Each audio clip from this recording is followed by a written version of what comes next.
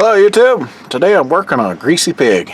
Before you get started with this, and you're going to remove the shaft, at least I am to make it easier, is these are connected by 4 bolts. You may want to mark how this goes on. It doesn't just bolt right up, because if you bolt it differently you can cause some vibration. These are offset a little bit to fix vibration. So if you're installing a new shaft and you notice vibration immediately, loosen these 4 bolts, rotate the shaft a little bit, retighten, take it for another test drive, and keep rotating it until you stop getting vibration. So I'm going to actually take a punch and do a couple dents on it. You can mark it however you want. Here it is with the drive shaft removed. See all the holes. Got a little punch mark to index where the shaft goes, so that shouldn't be out of balance when I put it back on. If it is, I'll just keep rotating on those bolt holes like I said. Here's the greasy pig of a shaft I was wrestling out. Also to get to the seal on the transfer case. I'm going to clean this up and replace the U-joints. This front one, where I seen one of the seals bad. Let me see. See, there you go. That's a cracked seal. Anytime you get a cracked seal, I usually just replace the U-joint because they're cheap. So there's no sense in just messing around going, hey, I only need this 2-cent seal, when usually when a seal's that bad, this whole thing's got to be pretty old. And here's the thing, this is actually kind of bound up. So it's kind of a good thing my transfer case sprung a leak. Wouldn't have caught this. It could have resulted in a busted yoke or worse. I mean, I'm having to turn that hard. Goes one way easy, and it'll lock up pretty good that way. So, like I said, pretty good catch.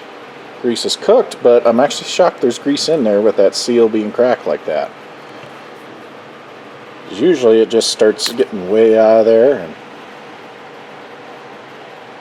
yeah, so I'm shocked. It's still full of grease. And I'll be switching this over to a greasable style. I'm a firm believer that that's a better style for drive lines, just because you can get down there and refresh the grease, especially with the type of elements that these are hitting. And it should help prevent some of that lockup too, but just the greasable ones last a lot longer. The downside with the greasable one is it adds a void from the center through here. So they're actually a little bit weaker due to that, because there's just a touch less metal through them.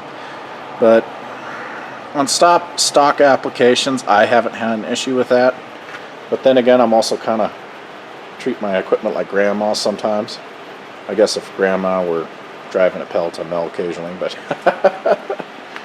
but yeah, I'll get back with you guys after I clean this up. I'm back.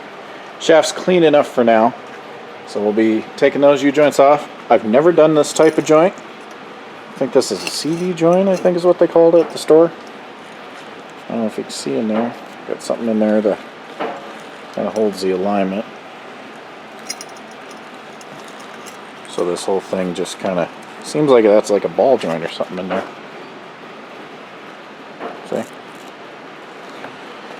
But one of these joints is bad, so I'll be trying my hand at rebuilding that. If not, I guess someone will inherit my problem at a shop. But before I get started, we're going to take some of my, well, you know, after it's all clean. Before I get started, disassembly, I'm going to let this sit overnight in some penetrating oil. I'm going to use some of the homebrew stuff. I'll have another video up showing how to mix that. Give it a quick shake.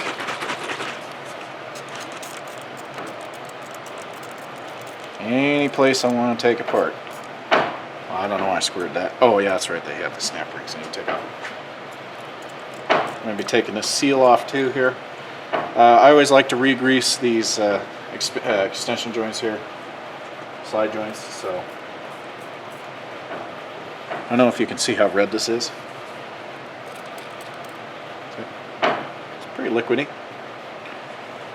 What's nice about this mixture stuff is the acetone will actually go away, leaving just the oil behind.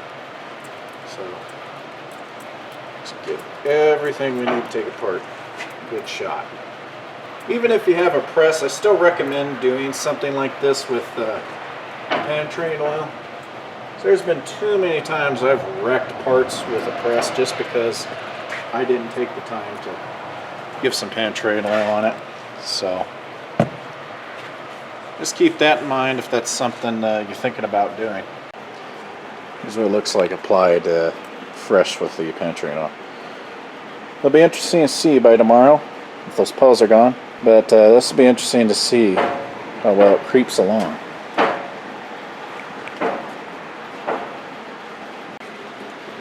Well, it's been about 12 hours, and that's about all the pulling that's left, so I'd say a lot of it did soak in. That's great. I had a few drops actually get here. You can't even see them because they spread out and absorb into everything. See how that seeped in? That's why I really like that homemade stuff. It really seems to get into everything really well, I think. To start off, now we've had it soak all night. We'll remove these. You can use a couple different pliers. I find this style works the best on the bigger ones if it fits. Try it out. I don't think it's going to fit on this one. If it does, that's the one I'm going to use.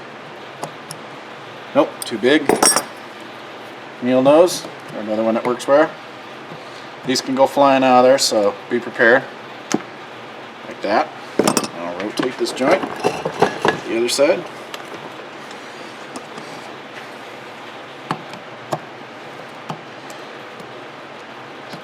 Sometimes these get stuck, but you just usually wiggle them a little bit and they pop right free.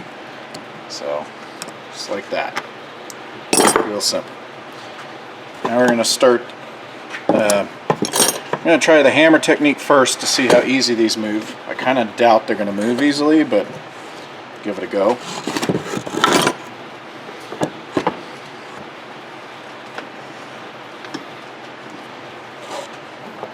Take our piece around. It's just a scrap piece I have laying around. Wear eye protection because stuff can fly off. Don't be hitting on sockets. Sockets will shatter. Set it in there. Big hammer. Got my piece of wood under there. We're nice and stable.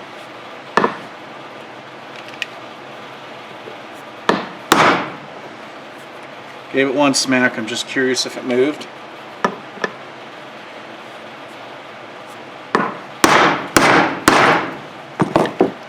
This might be one I could drive out by hand. I kind of prefer this technique because I'm less likely to bend these ears on the yoke here. Over the years I've bent those quite a few times, and it's kind of made me gun shy of using like a press because of that, because that's where I've bent them every time.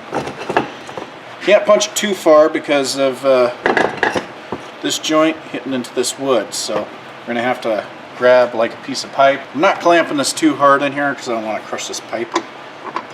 That's actually pretty thin stuff. You'd be surprised if you ever monkeyed with it. I think it actually is. Oh, I flipped it and flipped back to my other side to drive that out. You can use heat on these if yours are really stubborn. Just be careful about getting them too hot. I'm not saying glowing hot, but warm. So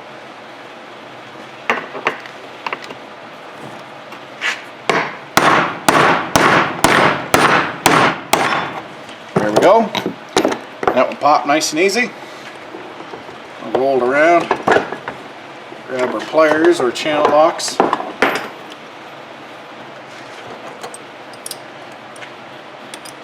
I think these pliers will be good enough. Yep.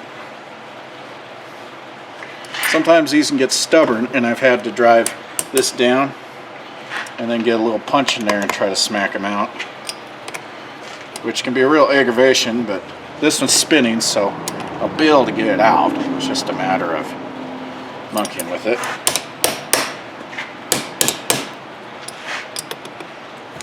There it goes. Looks fine. I'm sure if we look at it, we might see some flat spots in here, but once I get apart, we'll take a closer look, because it was binding. So, kind of curious if that's something we'll noticeably see or not.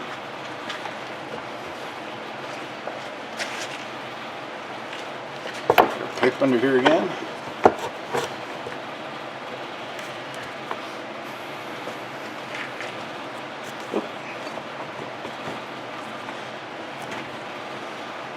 I'm going to give this some light taps to get it started.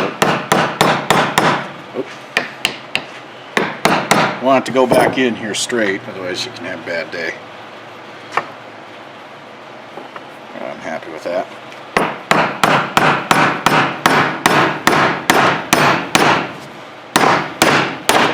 There we go. Pop it out. So here's what was binding. See, this seal was one that was shot when I inspected. Looks worse now, but that's how brittle it was. So just rusted up, started seizing up. And I would have never known it because there was no slack in this whatsoever. I was actually really shocked about that. Usually you'll feel some sort of slack developing in your joint to let you know if something's going wrong. And in this case, there wasn't. Because they're all scattered. Kind of curious here. You know, I think I see one that's bent. No, just how they were laying. But just rusted up. That's all that happened. So it was a good thing my transfer case decided to puke oil because or the seal went out, because I don't think I would have caught this, and this could have made a very bad day. I'm not going to put the joint in this side just yet. I want to drive this other side loose first, because otherwise I'll have two caps that are just hanging here, and I'll beat it around and chances are they'll pop out, or I'll get dirt in stuff. So I'm going to wait on that one. That's going to be the last one I put back in.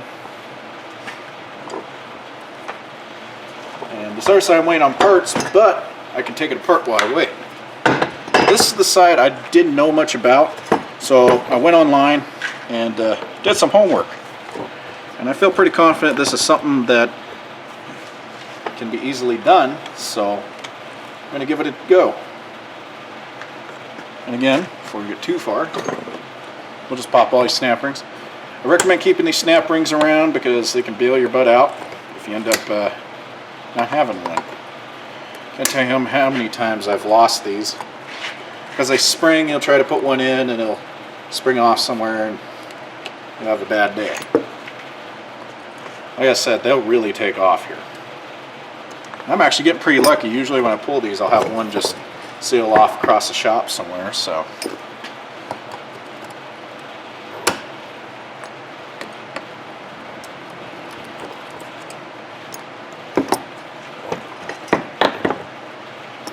Pretty good for a joint that's been a 96 Dodge Ram, never been serviced as far as I know. I'm a firm believer in that homemade penetrating oil I use. This is pretty much the results I get fairly commonly. I mean, there's obviously going to be, oh shoot, this one's just slicker than snot. There we go. See, that one went somewhere.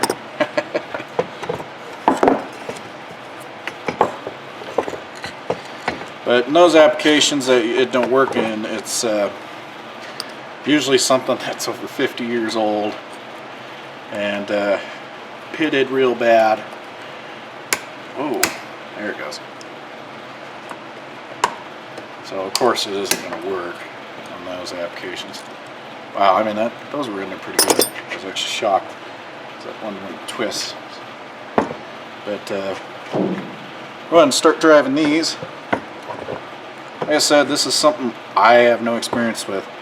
I don't know if you can see that. We'll get you a close up. There's a joint in here. I'll put my screw that I'll have to be replacing. There's a little bearing in there, bushing, whatever you want to call it. There's also a dust boot that doesn't come with that bearing kit. I'll get you some part numbers, so if you got to do this job yourself and you're trying to get the parts and a shop tells you I don't even know how to look that up, you at least have the parts handy to cross-reference from, and hopefully that might get you on the right track. So you can see what's going on below. Just pipe fitting down there.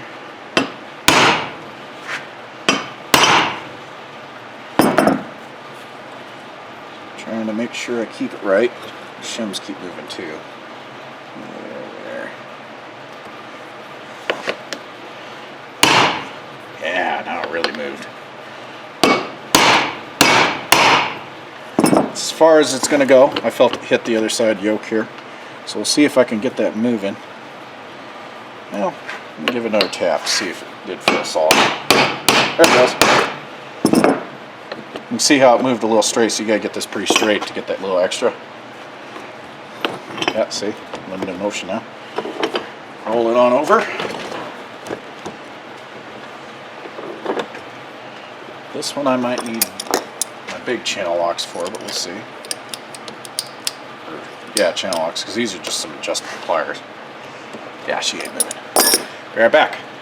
Oh, I have them right here. More prepared this time than I thought. Big old pair.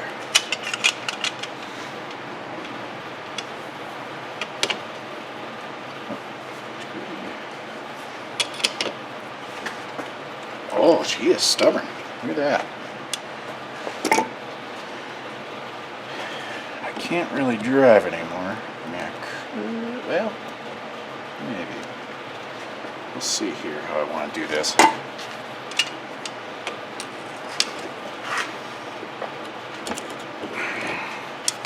Alright, I'm going to remove the oil. Sometimes that's just enough to get you the extra little bite you need. It's fighting a little bit off camera, and it could be hit a little farther. See, now this cap's all out, so that'll give me some movement room. Hopefully I can pull this other side out now. Yeah, pop it right out. There it is, sitting in my cup.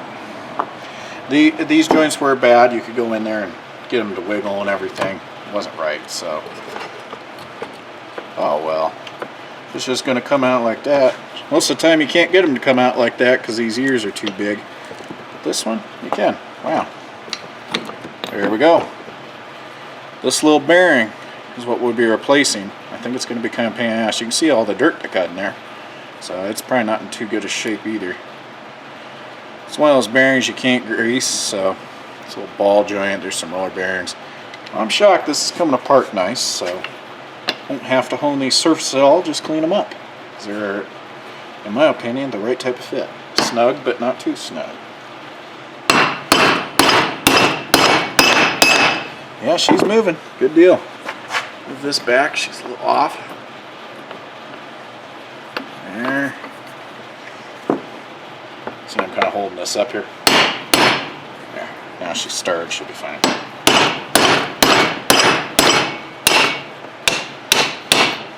There we go. Drove on through. Yeah, and that one fell out too. Great. Those will just go in my steel scrap bin. Is this going to allow me to do the same thing? Nope. So I'm going to have to drive that one back through. No biggie. A little dirt in there. I'm going to spritz it real quick. So I don't drive that up my bearing surface and give myself a bad day here.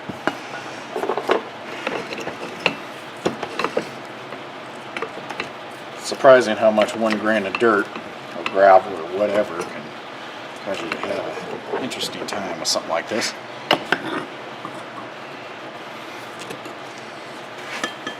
Again, we'll drive it slow. Get it started while watching it. Yep. Keep it nice and even. Try not to ding up this surface up here. If you ding up any of those surfaces, you'll be here meticulously filing it back to round. Or not at all because you trashed the joint. I've done that too. If there's been a mistake on U-joints, I've probably done it at least once. And a lot of times that it stemmed from me just getting a little bit impatient. Okay. Yep, cap's going in straight still. Good.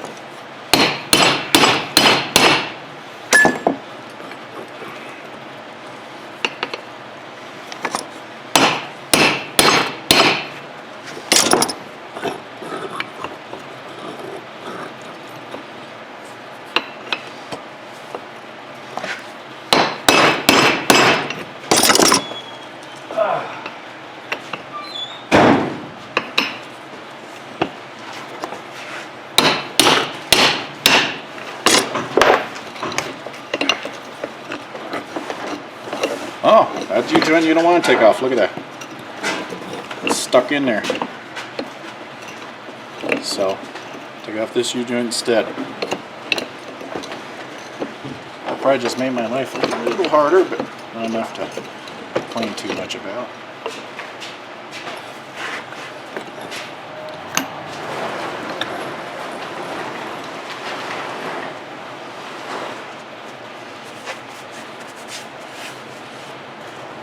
Boy, she's still being a greasy pig to work on. But I did soak it penetrating, so it makes sense.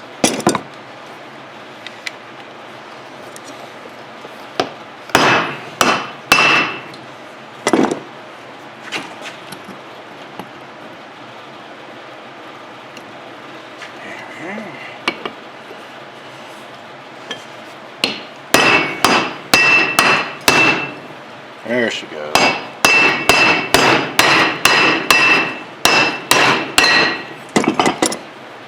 Down and out. Alright. This is going great, I think.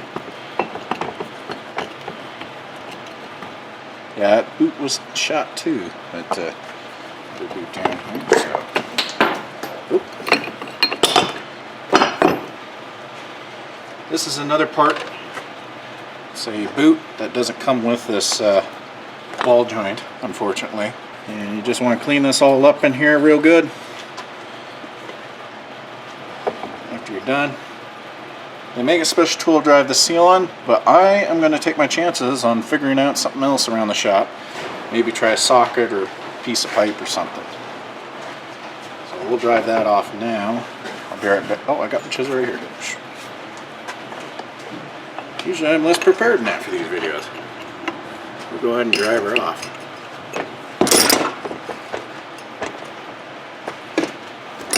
Shouldn't be on too hard, it's just a seal. Yep. So there's barely any lip here for that to sit on. So that's all that boot looks like. There's a little bronze here, and just rubber on this side. So it had a little tear in it, I seen, yeah, right here.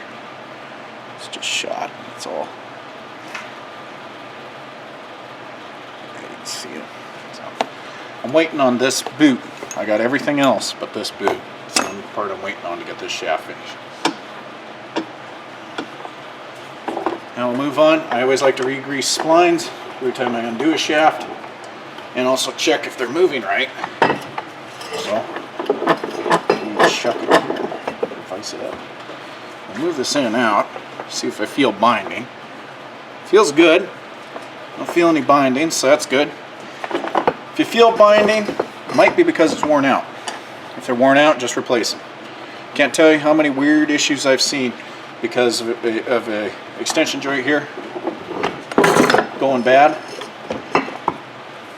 It'll shove whatever bearing into whatever is the weakest link on this whole drivetrain, and chances are it's going to be your transfer case, since it's built to take the least punishment out of everything in the series. The axle is going to take obviously the most because it goes through torque multiplication because of the gearing and everything like that. So it's going to have to take a little bit more beating, and something like that can easily make you have a bad day. So that's why I always grease them up, because I've actually had them jam and do some pre-catastrophic failures.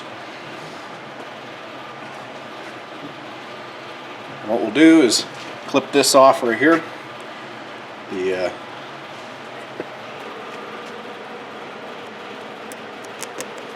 clamp. You can buy those clamps new. Some people I know have used pipe clamps.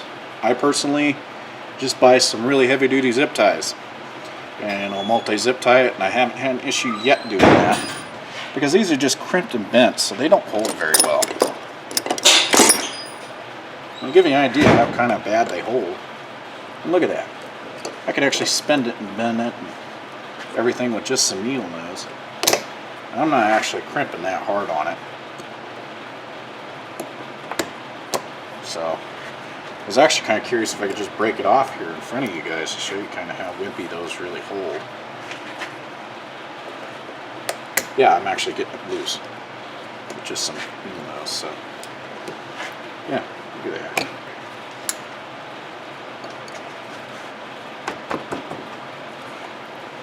There we go. It's off.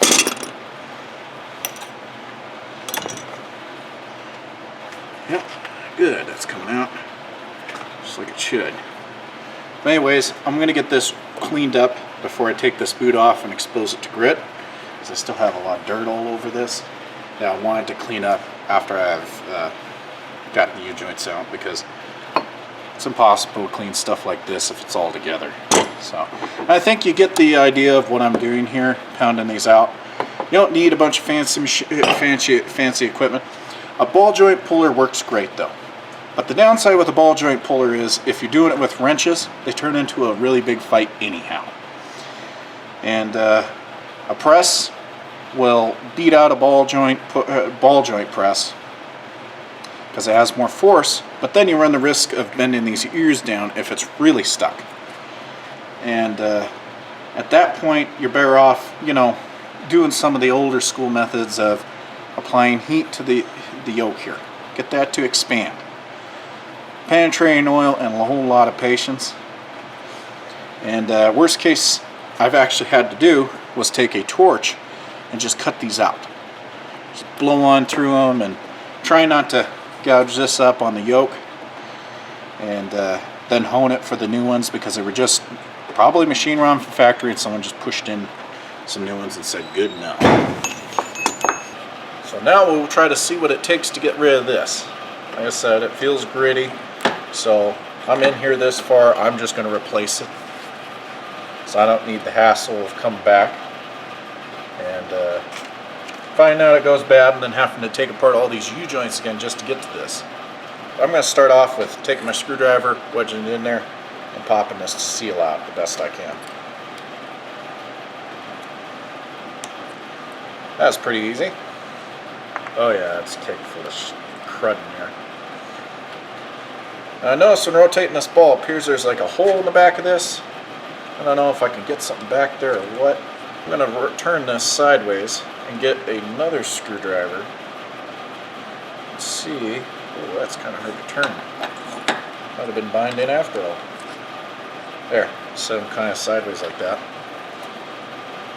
We'll try to pry it up. Just going to use a wedge and a screwdriver here, if it'll fit. Thought that might be in kind of hard. You know, the other thing, I wonder if I can stick like a bolt in there.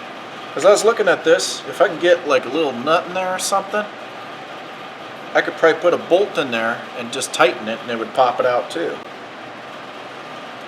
I was monkeying around with this off camera since this is being stubborn. I actually pried it to see if I could get it up, tried to get it up, and I broke one chisel, one screwdriver, and it just broke the tip off. So I was kind of monkeying around with it, and I noticed that this piece here is getting kind of marked up. And where it belonged was right back here. It just, there's a little ledge in there. This sat in the bottom, something like that. And the seal sat on top like this, something like this. So what I did is I thought, well, heck, I wonder if they'll move down or, you know, break out. I didn't know if it was part of the bearing, but I doubted it since it scratched so easy. So I pounded it down in after I removed all the needles in there, and then I turned it back over and kind of just dug it out. And I almost drove it too far because I had trouble getting the ball turned over, and I kind of had to hammer it until it kind of started spinning again. But what I'm going to do, and I'm hoping this will work since the grease didn't work, prying it didn't work, I might heat this too while I do this. I notice that this nut is real close to fitting. So what I'm going to do is drive it in there until it hits that ledge down there. And it'll hold in there then real well. Thread a bolt in there. Alright, it's started.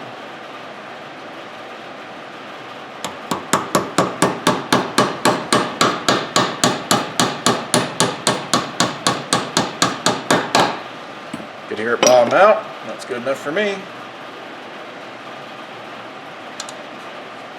Now I got something to pry from. Here we are back. What I had in my head for the press wasn't going to pan out, so I switched it over to using my bearing separator with my bolt on there, and just to take up some of the space, a few nuts on the side. These bolts are uneven size, so that's why they're the way they are. We're going to give this a try. It'll either work or it won't. So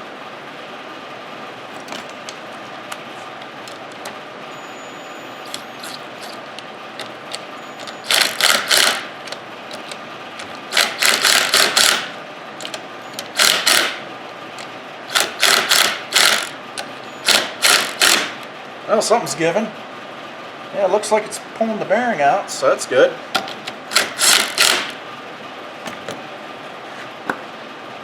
Awesome.